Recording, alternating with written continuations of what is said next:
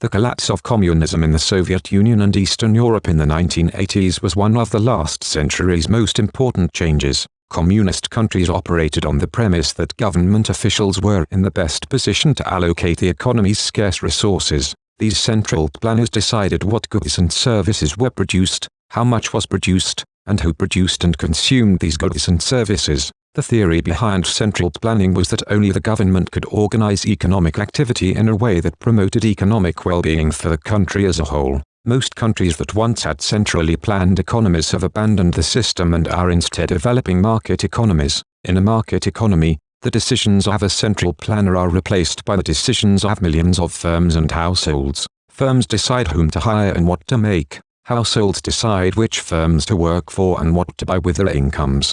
These firms and households interact in the marketplace, where prices and self-interest guide their decisions. At first glance, the success of market economies is puzzling. In a market economy, no one is looking out for the economic well-being of society as a whole. Free markets contain many buyers and sellers of numerous goods and services, and all of them are interested primarily in their own well-being. Yet despite decentralized decision-making and self-interested decision-makers, market economies have proven remarkably successful in organizing economic activity to promote overall economic well-being. In his 1776 book An Inquiry into the Nature and Causes of the Wealth of Nations, economist Adam Smith made the most famous observation in all of economics. Households and firms interacting in markets act as if they are guided by an invisible hand that leads them to desirable market outcomes. Prices are the instrument with which the invisible hand directs economic activity. In any market, buyers look at the price when determining how much to demand,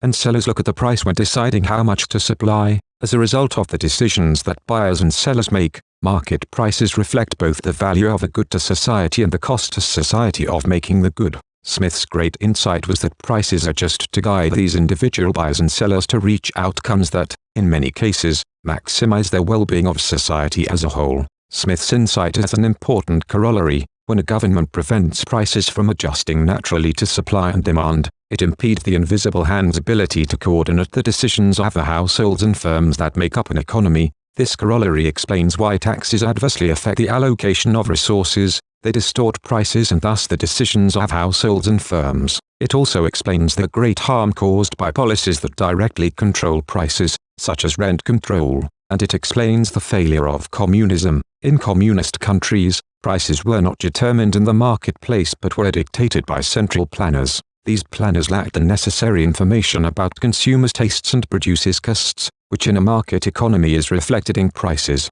Central planners failed because they tried to run the economy with one hand tied behind their backs, the invisible hand of the marketplace. Gregory Mankiw, Principles of Economics.